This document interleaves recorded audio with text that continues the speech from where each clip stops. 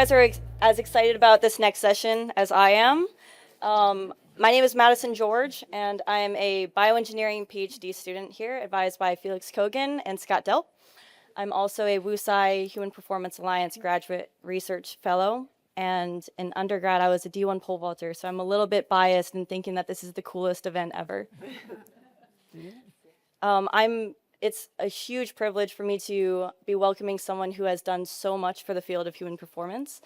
So for those who don't know, Clara Wu Tsai is the founder and major contributor of many initiatives around the country centered on social justice, education, and data-driven research. It would take far too long to list everything that she does and everything that she is, but quite notably, she has founded our own Wu Tsai Human Performance Alliance. So everything that you've seen here today would not have been possible if it weren't for Clara. Yeah.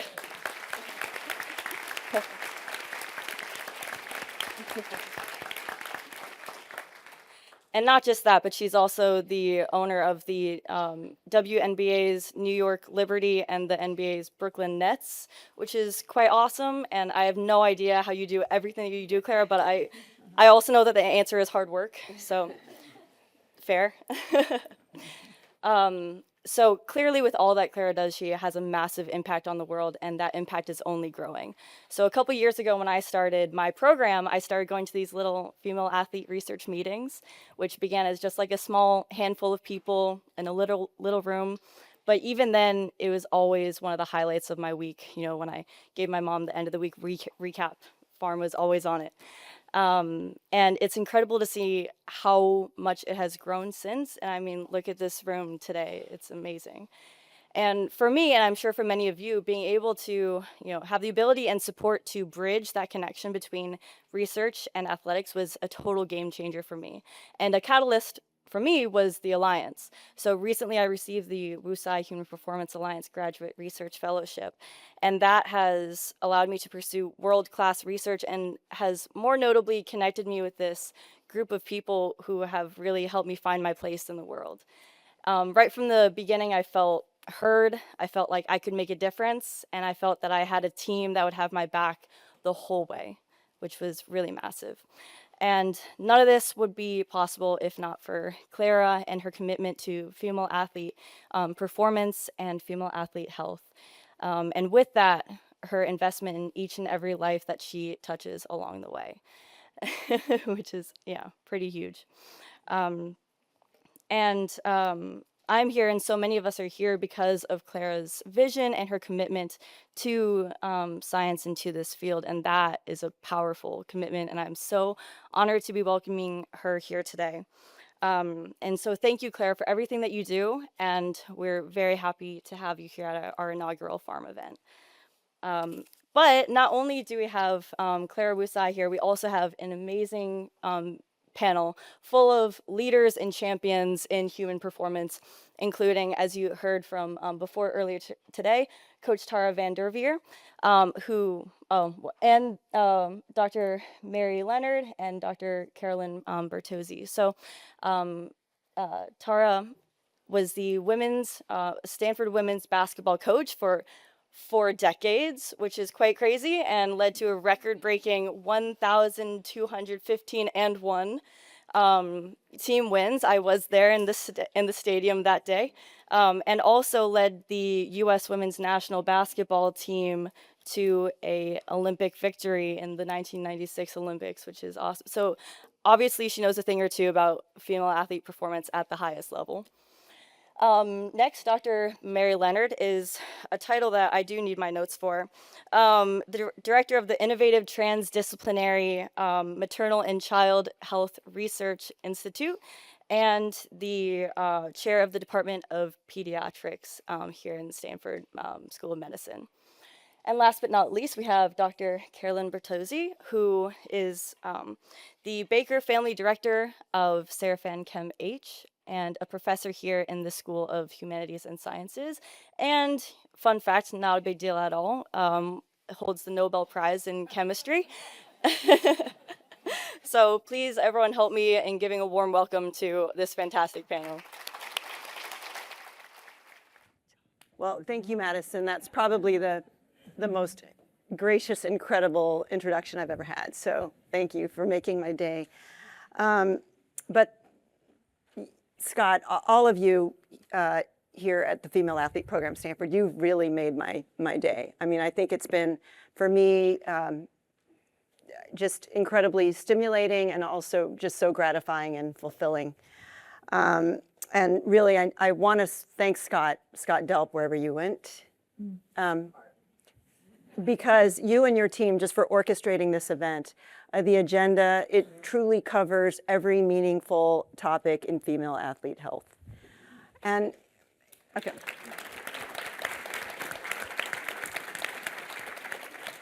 Everything we wanted to know, we got to hear about today. And I got a little napkin that said we had 400 people here today. And that in itself is inspiring to me as well, to have so many people show up at our inaugural farm gathering. And it is the work that you do, you will help create more women champions in the future. And I think what's more worthwhile than that? More and more girls and women have been playing sports, and more people of all demographics have been showing up to watch women play. But investments in women's leagues and also in women's sports has really lagged behind. And for many years, if you look at the WNBA, it operated from a mindset of cost cutting. And it was really, the focus was on making do or on spending as little as possible. But by shifting the mindset to one that was more about investment, so putting resources into talent and into infrastructure and into marketing, we were able to shift the trajectory. And the results are pretty clear now. It has led to growing viewership and surging sponsor and media interest, and of course, rising enterprise value. Valkyries. The Liberty. Okay. All right. But so just like women's sports, research on female athletes has long been underfunded, and been treating women as edge cases and also just assuming that the value didn't justify deeper investment. But that's a very outdated notion, and it leaves breakthroughs on the table. So just by asking what's possible when we center women, we open the door to innovation, and that leads to better outcomes for female athletes and really for all women. So we're really at the beginning of a new field of research, and the rise of women's sports means that it's time for women's research to rise as well. So let's get to the panel. Okay, so we had this great introduction, and the reason that we have these three illustrious people here today is because Tara is the visionary coach who understands female athlete needs as well as anyone. And Carolyn Bertozzi, Nobel laureate research scientist, who, by the way, was recruited to play soccer at Harvard, and maybe more of that is going to come out in this panel. But she studies the molecular underpinnings under many activities, including, a clinician scientist in your lab studies how exercise changes the sugar coating on T cells, which has a lot of implications for immune health. And I assume gender-specific differences also. So she is important to talk about why this research is important. And Mary Leonard, she's the clinician scientist who brings it all together, and she's going to be translating all the research to athlete care and long-term health for all of us. So that is their roles on this panel. And I am going to start by asking each of you to introduce yourself by talking about how participation in sports and performance has affected your life. And why don't we start with you? All right. Well, first of all, it's a pleasure to be back, having been here this morning, and it is so exciting. This room is just so much energy, and I just want to thank Clara again. You are an all-star, and I know maybe you wouldn't be the point guard on my team, but you are the point guard of this whole project, and it's awesome. I just also, our new athletic director, John Donahoe, is here. If John could just say hi, because supporting women's athletics is really important, and I appreciate this work done. And I just also, this has been so stimulating. I cannot answer the questions that Carolyn and Mary are going to answer, but I want to be the mice that gets to eat a lot of fat, not the mice that do the fasting. So, but You know, being part of women's athletics has been my life, period. I grew up playing sports. There was no Title IX at the time, so I was always watching boys play. And it was so painful because they'd say, well, Tara, you're the best basketball player in the 9th grade. The boys' coach wrote that in my yearbook. And I never got to play on a team. And to see this support for women's sports from all of you, from Clara and everyone in this room is just so rewarding. And it's an honor to be here with you, Clara. Great, thank you. Well, I'm also really excited to be here. I'll just say briefly, I spent about 20 years studying bone and muscle development in children and the impact of childhood chronic disease. To see someone talk about cortical bone and trabecular bone, that's right in my sweet spot. But I think, you know, most of that time was really understanding the impact of childhood chronic disease on lifelong bone health. Everyone in this room knows you build a good, strong skeleton during development. And we learned some of the most important things from competitive athletes. When you look at the bone in things like gymnasts, they have these really strong arms, or triple jumpers have these really strong tibias, but the most elegant work has been done in competitive racket sports, where what better model do you have where you load this arm and you don't load that arm?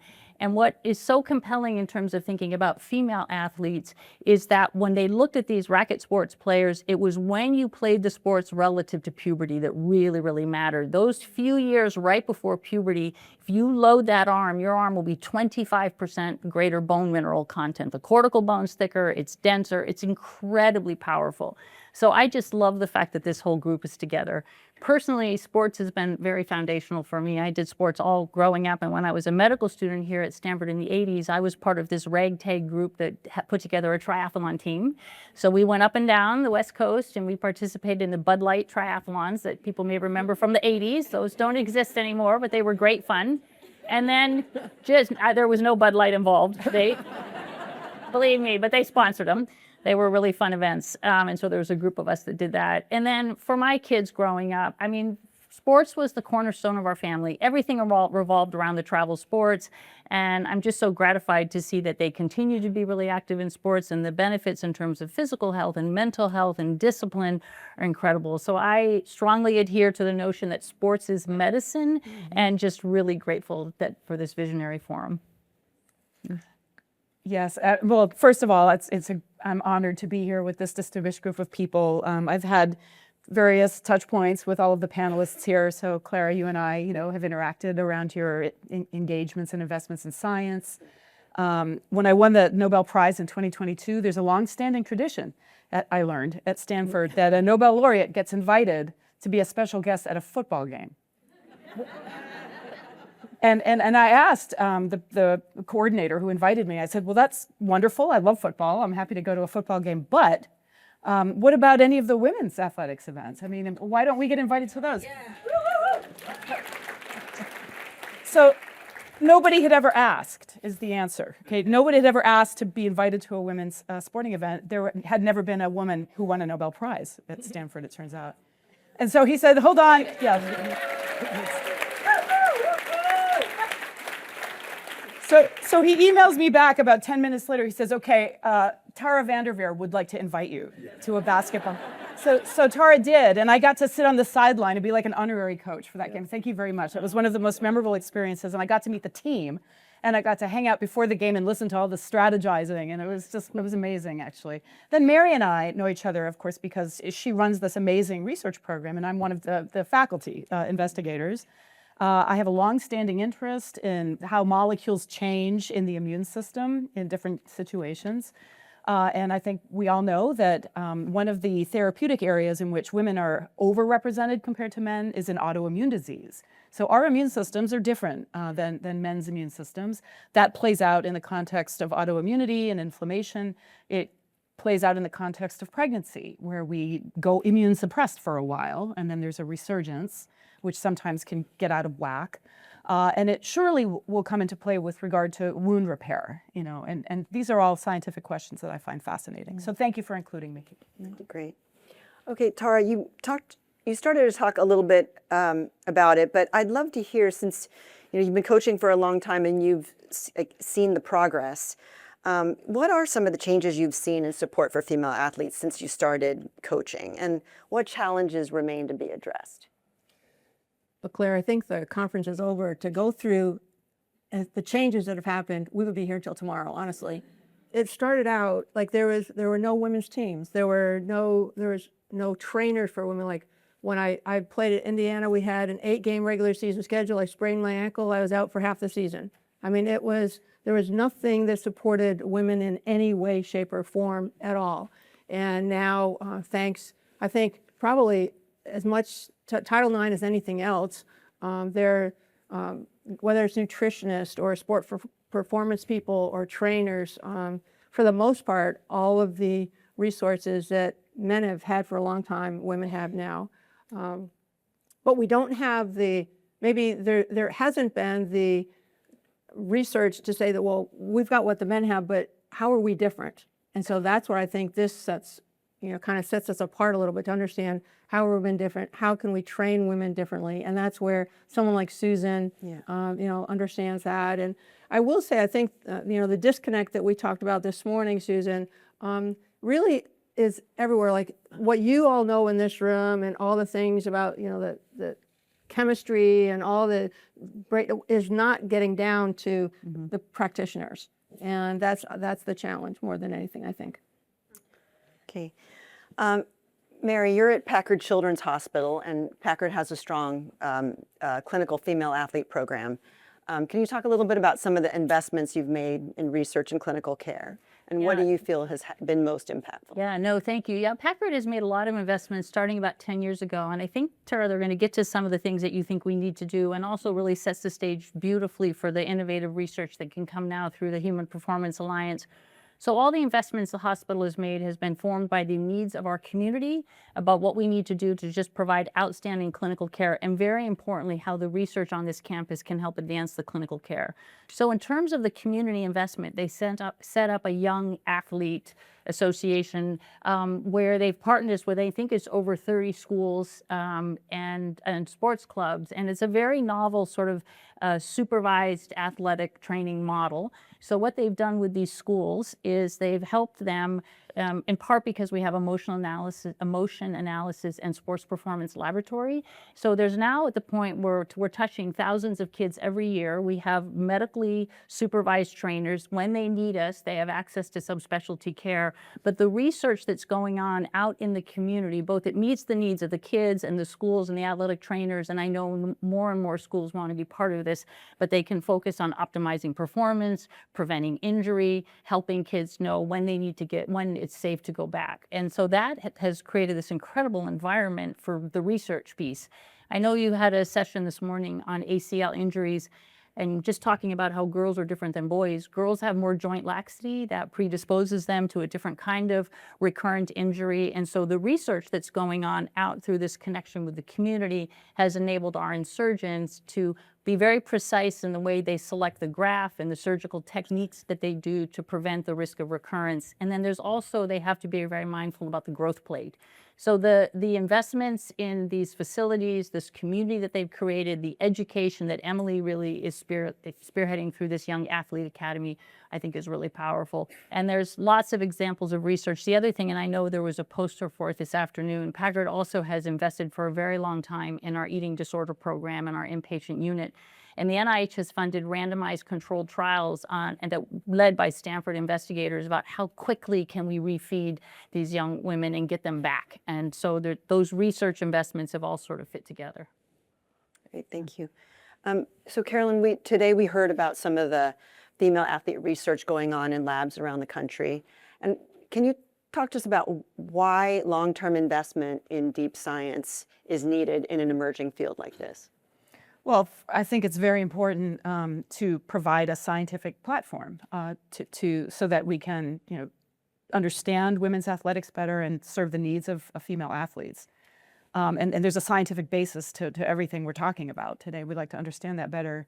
But kind of at a higher level, in my mind, an investment in the health and the power of women and girls is an investment in society. Right? Because every time you invest in women and girls, that comes back to all of society, right? Because women themselves, when they're in leadership positions and empowered with knowledge and agency, they tend to give back to all of the children in their world, right? The boys and the girls and all the men in their lives, right? So So the science is important, I think, so that we can serve the physiological needs of women, but I think just empowering women, giving them the skills of leadership and teamwork, and putting them in situations where people rely on them and people also have their back. I think that experience, you double down on a societal investment in a way. Yeah. Thank you. Mary, research is a long process, right? But coaches and athletes and trainers need the answers now. And we've all heard about the Valley of Death, right? And it takes on average about 17 years for a discovery to be implemented into medical practice. But how do we shorten this and get discoveries from lab bench to the bench on the court quicker? And I know some, we've talked before about the iterative process that you've actually developed, right, between your clinic and some researchers. So talk a little bit about the Valley of Death, but also ways that you've been able to shorten it. Yeah, so the Valley of Death is sort of when a drug is discovered, how long before it's out into the community or in being used in clinical practice. I think there's a couple different ways to think about it. First of all, there's a tremendous amount we know generated by this group, and it's not getting out there. So if we're saying that coaches need information now, let's at least figure out how to disseminate what we know.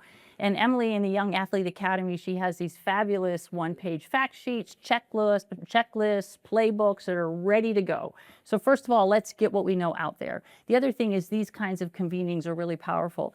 But I think to really accelerate everything, we need to take the kind of technology that's being developed in the Human Performance Alliance. And let's take, for example, the digital athlete. How extraordinary would it be if we could do a randomized controlled trial and take advantage of the thousands of kids that are already engaged with Packard, take advantage of all this infrastructure that we have, do the digital athlete, customize the training and and do a randomization. Could we optimize performance or could we decrease injury? And all the pieces of the puzzle are here. We have the kids, we have the will, we have the science. And so I think those sort of really novel digital tools and things like the digital athlete are what will move it quicker. The other thing that'll move it more quickly, frankly, is philanthropy. Those of you who have written NIH grants, I love NIH funding. It funded me for 20 years, but let me tell you, it is lumbering. That is the best word to describe the process. And philanthropy is high risk, high reward, and we need the scientists to be able to be nimble. So I think really innovative platforms, really innovative tools like the digital athlete, and then with the power of philanthropy, they then can unlock other kinds of funding. But that's the kind of stuff that will move the field most quickly. Okay. So I want to shift a little bit and talk about leadership. Tara, you're known as such a great leader, and I'm just wondering if you can talk a little bit about how we can foster the next generation of leaders in women's sports. Well, Clara, there might be some players in here that might dispute that, but there are, having the opportunity, women just need the opportunity more than anything else. They need the opportunity and the support of administrators, of, their staff, and also mentoring. That's one of the things that we talked about earlier today, just that, when you have a question or you have a problem, like one of the things, my sister Heidi, and, she calls me every day, talking about practice, and I feel like I'm a good mentor for her. So whether it's mentoring, support, opportunity, I think those are the three things that are really important. Great. And Carolyn, in the same vein, how can we foster the next generation of research scientists in this field? Well, I mean, it's sort of like athletics, right? I mean, there's some parallels there because historically women were very underrepresented in the sciences, and especially in the physical sciences. And then, with Title IX came opportunities. It wasn't as visible the way Title IX influenced women in science as it was in athletics. But just to tell a few short stories, when I was I was born in 1966. Okay, so I was in high school in 1980, starting 1980, and then I was in college starting in 1984. And it was during that decade of the 80s that Title IX was finally implemented, although it was passed, back in the early 1970s. And what Title IX is, for young people who don't maybe know this, it was an addendum to the Civil Rights Act. And what it said was that if the federal government spends money in higher education, those monies have to be deployed in a way that does not discriminate based on gender and other characteristics. And so, in other words, if federal money comes to a university and they spend disparately on men's and women's athletics, that's a violation of Title IX. In the research setting, if your lab gets an NIH grant and you only spend it on men and refuse to hire women into your lab, that's a violation of Title IX. And that was pretty standard practice in the 1980s, at least in the chemical sciences. So, that was the kind of world I came into as a scientist. And so I think the way that women, Tara, you described not having an opportunity, not having a team that you were allowed to join, it was kind of like that for scientists, of my generation. There were just labs you couldn't join. They wouldn't hire you categorically, right? And of course, what was sad about that is that we lost generation after generation after generation of potential science leadership, just the way athletics lost a lot of potential, female leaders. Fortunately, slowly things have changed and opportunities grew, and I was really lucky because I came into my young adulthood just at a time when those doors were opening. I wasn't a good enough athlete, I think to look for those kinds of doors, although yes, I did get recruited to Harvard to play soccer, and that's a whole nother story. But I was able to kind of break my way into opportunities in the chemical sciences. And when I was in high school, I was on a soccer team that my first 2 years of high school, we had a girls' team and a boys' team. So we had a girls' team. They had started a team just a few years before I went to high school. But the girls' team had no uniforms. We weren't allowed to play on the soccer field of the high school with the nets and everything. We were sent, a mile down the street to some big dust bowl, some abandoned parking lot with weeds sticking out of pavement and stuff, with orange cones as goals instead of nets. And that was my team for the first 2 years of high school. But then all of a sudden, in my third year of high school, coach sat us down. He says, "I have some amazing news. The school has to buy you uniforms too." Okay? Someone had enforced it. And furthermore, we get to swap out with the boys and alternate who gets to play on the actual grass with the nets. And all of a sudden, there in my junior year of high school, we got our first uniforms. And how many people here play sports and remember their first uniform? That's like a moment, right? And I had this beautiful, shiny blue and gold uniform, and I wouldn't take it off. I put it on that night, and I wore it to bed, and I wore it to school, and then the next night. And my mother was like, "You can't wear the uniform every day. That's just for soccer games." But that's your relationship to your uniform and to your team. And I think just at the time, being like a 15-year-old kid, I didn't know why I couldn't take off my uniform. Now I understand, right? How profound it is to be part of a team, right? A group of people working towards a common goal, having to work hard and be disciplined and manage your time, having to follow leadership, but a leader that listens to you, right?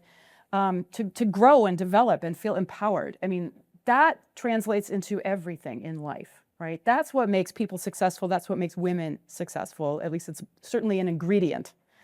And now that I'm, an elderly adult, how this plays out in my life is I do admissions for a PhD program.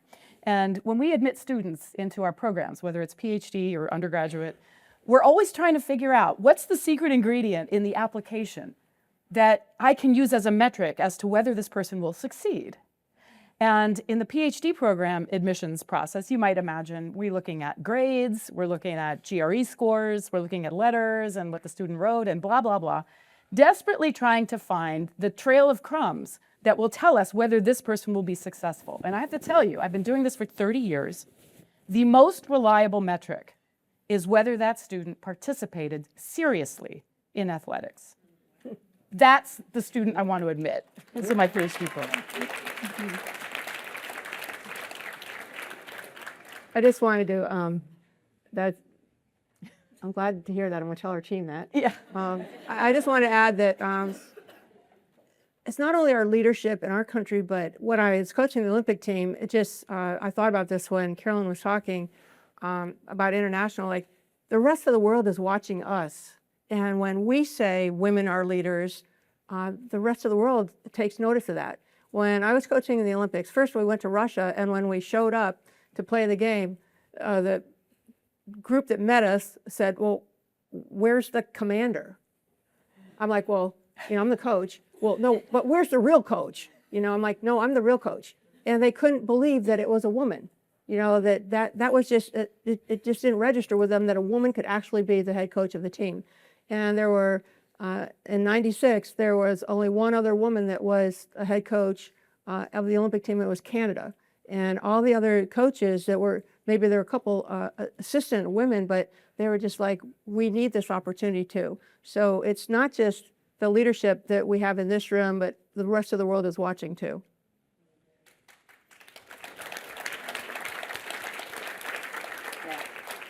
And I would say my takeaway is just protect Title IX at all costs, like how important it was, and it can't be celebrated enough, and just to make sure that it's protected, I think is important for all of us.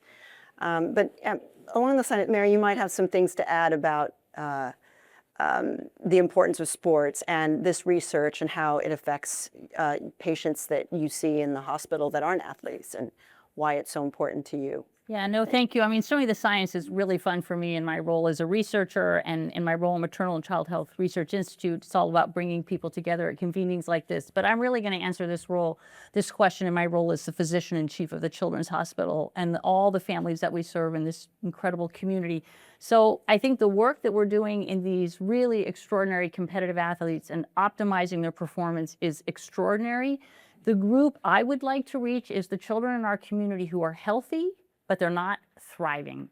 So how do we take the lessons that we learn in these competitive athletes that are plugged into this athlete academy and bring this to the broader community? And just today I heard that the Young Athlete Academy touched 10,000 kids, Emily. That's incredible. So let's try to now take the lessons learned from this group, take it out into kids that are healthy and not thriving. And then the group that really is near and dear to my heart is all the kids that have really serious chronic diseases, cancer, cardiac disease, kidney disease. They're fracturing. And they need physical activity. They need the mental benefits. They need the physical benefits. And so I really believe that the lessons that are learned in this room and just in that last session on nutrition and what we know about physical activity really has the potential to impact lifelong skeletal health, mobility, bone, muscle, physical function, mental health for all of the children that we serve. Yeah. Right. Sweet. Do you want to open it up for any questions? My own people, if you want to come up, ask some question, when are you going to have a chance? Yeah. A group of leaders like that. Okay, well. Claire, can I ask you a question? Yeah, sure. Now, how did you decide with all the different opportunities that you had that this was important to you? Well, we own professional sports teams, and we also invest in biomedical research. So, I've been funding neuroscience for a long time, and we identified that there was this unmet need around performance and performance writ large, right? It's, of course, running faster, endurance, jumping higher, explosiveness, but it's also injury prevention, and it's regenerative rehabilitation, and we just knew that there were a lot of breakthroughs that could happen in this field, but we also knew that they weren't funded by government sources because generally medical research funds people in disease states rather than healthy people. So I saw it as an opportunity. My team gathered a group of people in various disciplines, from bioengineers to biologists to clinicians to imaging experts, and we gathered around a table. It was right before COVID started, actually. And yes, that was our first meeting. And we met for an entire day and a half and whiteboarded. And it was incredibly exciting, actually. And after a day and a half, Sachin was there, and Scott Delp was there, Gary was there. Am I missing anyone else in this room that was there? And I think together they all felt like this is the research and the work that they'd always wanted to do, but hadn't ever gotten the funding to do. And nothing like this happens. Philanthropists can't come and say they want to do this. All of this work has to happen because the scientists really believe it needs to be done. That's awesome. And then it took off from there, and we have several moonshots in the Human Performance Alliance. Like, there's the digital athlete, there's a molecular athlete, there's a multi-scale athlete that translates everything we learn at the molecular and cellular level to tissues, to organs, to the whole body. And then there's regenerative rehabilitation. And then when we were identifying those moonshots, at the same time, we realized that there was a knowledge gap about that was unique to the physiology of women. And so because of that, we also created female athlete program, which is here, and also a program at the Women's Health, Sport, and Performance Institute in Boston. Great. Got some questions. Yeah, go ahead. Thank you. Helen Wilmot, the adult hospital. Thank you very much. Scott, I actually just had to come up here because when do you get the opportunity to do this with this panel? So we're quite privileged to be at Stanford and to be resourced like we are and to have the opportunity to have females like yourself. How do you reflect on how we can spread what we have here in front of us and what happened today to other universities? I could just take a small example. I mean, I think the fact that, so you have this extraordinary state-of-the-art facility, Scott. I mean, the most cutting-edge facility, but you're now democratizing it when these tools are on the smartphone. I think that's the sort of the opportunity. I was thinking about getting it out to kids that are, healthy but not thriving. The technology, if we can get it into people's hands, and you don't have to come to a state-of-art facility with millions of dollars of fancy equipment anymore. You did a few years ago, but now we can get incredibly powerful data on the smartphone on biomechanical forces. That's one small example. I'm sure. I do want to say that the Human Performance Alliance is actually a collaborative effort, and it's actually a public-private partnership. So Stanford, it's headquartered here, but Salk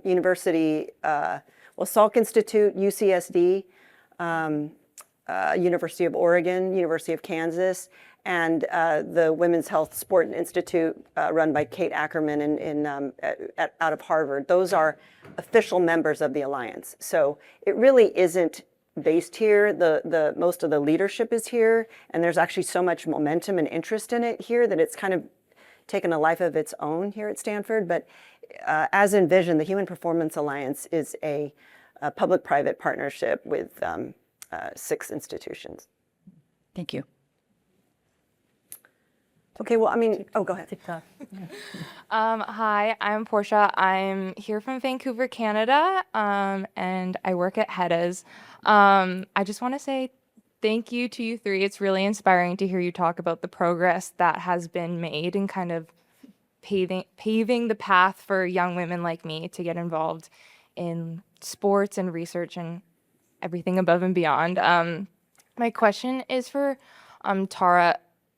When we've talked to young athletes, specifically at the UBC track team in Vancouver, Canada, they have a women coach, Catherine Watkins, and they've talked just about how impactful it has been to have a woman who is coaching them and who is leading them. And I was wondering if you could maybe talk a little bit more about maybe how you've seen it impact the female athletes that you've coached and how we can support more female athletes come into that role as coaches, because it is something that I've seen that is still a little bit lacking in the sports world, is having them in the coaching position.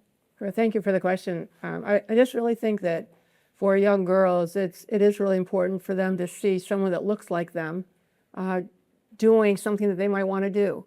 And we're inspired when we see someone, you watch someone, or that's the power of like the WNBA. Young girls and young boys are going and watching these great players, and obviously other sports too, all the other sports that we have. And with the support of Stanford, we're able to show young girls not only can you play, but that you can coach someday too. And I do think it's a very powerful message, and it's something that they're internalizing because they're seeing it. No one's saying to them, look, you can be a coach too, but they're seeing that. So I think that's really important. Awesome. Thank you. Can I just add one thing? So there's a really interesting body of literature on how do you create a culture conducive to the academic success of women. And one of the things they talk about is normalizing talking about things like, I'm leaving the lab this afternoon because I'm going to my son's lacrosse game, which I did. And so I think we also can model as women that these things, you can do it. And there's some really nice literature on that. Yeah. Thank you so much. Hi, my name is Jenny. I'm one of the sports performance or strength and conditioning coaches here at Stanford. My question is actually very similar, building upon that. I see you all as people who really broke some barriers when it comes to being females in your professions in very male-dominated spaces. Do you have any words of wisdom or advice for young women who are coming up and maybe don't see somebody that looks like them, or walking into those spaces that are very male dominated? Do you have any advice for navigating those? That sounds like you. Oh, is that for me? Chemistry is much more male-dominated than pediatrics. Yeah, I We all mean, deal with it. Huh? yeah, I mean, there was a time, like when I was in graduate school in the late 80s, early 90s, when every lab I worked in, I was the one female. You know, it was the numbers were such that if you had a lab of 10 people, either 1 or 0 would be female. And yeah, that's all I knew, right? So I had adapted to that in ways that probably weren't all that healthy, but that's what happens. You know, you evolve and you adapt. Later, you know, when the numbers shifted and they're not quite at parity, but it's much closer now. I don't think my students even notice necessarily what the ratios are. You know, the numbers don't just jump into your face the way that they used to, at least for a student in chemistry. But they still don't have a whole lot of faculty representation. You know, the numbers are pretty skewed at the faculty level. And the more senior you go into leadership roles, the more skewed these numbers get. So I don't know that I have like sort of magic words of wisdom here, other than you have to find your people, right? You have to build your network of support of people that might not all be in your immediate work environment. You might have to look further, which I think is healthy anyways, but you know, it's more of a mandate, right, for someone who's minoritized in their environment. You have to find people you can count on that are like-minded, that give you strength and don't suck your energy away. And you know, I think a lot because they'll say to me, well, you know, there's so few women in leadership roles in the sciences, and you're one of them, that you must be such a great role model to all the younger women. And yes, I'd like to think I am, okay, but I don't think that's the most important part of me being in a leadership role. I think the most important part is the men that work for me. I think that's much more profound. I think the women that are in my orbit, especially at a place like Stanford, the fact that they got here already means they're very equipped with skill and resilience, right? And do they need me as a role model? I don't know that they do, actually. I think they are very self-aware and they have confidence. But I think for men to report to me as an authority figure is very profound, right? Because it normalizes for those men that they can relate to women who have authority over them at some level, right? Mm-hmm. And that probably influences the way that they will later interact with the people that report to them, both the men and the women. That might be the most important thing, which is why I can't help but wonder what a world would look like where Tara or someone like her was the head coach for a men's team, you know, and the impact that might have. And is that something that exists or that we could look for in the future? I hope so. I hope I'm allowed to see it. I hope so. We don't have any female head coaches in the NBA. Yeah, not yet. Not yet. Not yet. What about at other lower levels of athletics? My soccer coach, like the first Division I boys varsity soccer coach woman in America. In America? Yeah. Did everybody hear that? Northampton, Massachusetts. 2004, and we had news trucks coming to our first game because a woman was coaching boys. How old were the boys? We were 15 to 18. Okay. And she was the best coach I ever had. And only us left. So maybe the little crack of light starts there. Yeah. Right. Well, I will say that, you know, when you look at coaches, so many of the NBA coaches, because there's so many more games versus WNBA games, like they've just seen so much. So, you know, when you think about, and so when you're looking for, you know, and the entire WNBA is getting so much more sophisticated, right? You know, you have to draw from a wide talent pool, but what it really means is on the NBA side, they really should be hiring more female assistant coaches, video coordinators, et cetera, because it's so fertile for learning. Can I just add one thing? What sport? I work with women's tennis, women's gymnastics, and men's swimming.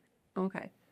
So you were the men's sport. But I would just say that, you know, you have to develop your own confidence, and you have to eliminate doubt, and just you know, work really hard, and really believe in yourself, and then, you know, then you're ready to be in that position, and you'll do a great job. Thank you. Okay, maybe we'll take one more question. Hi, I'm Remy. I'm a freshman. I first of all wanted to say thank you for everything that you guys have said and done. You're all pioneers in your respective fields, and that's really inspiring to see. My question is, I feel like we're kind of experiencing a boom in women's sports right now. Leagues are growing both in terms of like viewership and then also teams. And with that, there are a lot more games in like a season. And I guess because of pay, a lot of female athletes don't really get an off season. Do you think that the growth of women's sports is going to come with growing pains in terms of athlete injuries and then also like how we approach those injuries? Well, the season, the WNBA season is not very long right now. It's like May through October. And so as a result, a lot of players, they need more reps. So they're either going to go overseas to play, or they might play in the new league, the Unrivaled League. But of course, yes, there's more risk to injury. And when you go overseas, you have to trust a performance team that probably isn't as trained as the performance teams here. And then in Unrivaled, it's a different game altogether, and it's a shorter court. You stop-start much faster and more abruptly than you do in a 5-on-5 game. So yeah, there's definitely injury risks. But you also want players in front of your fans 365 days a year. So there are trade-offs, but I think that it's just really the recovery and to make sure that they're getting the right performance team looking after them. You guys want to add anything? Okay. All right, any final things you guys want to say? Closing out. All right. Do you guys want to say anything? Okay. So Thank you, Clara, for bringing us all together. Thank you.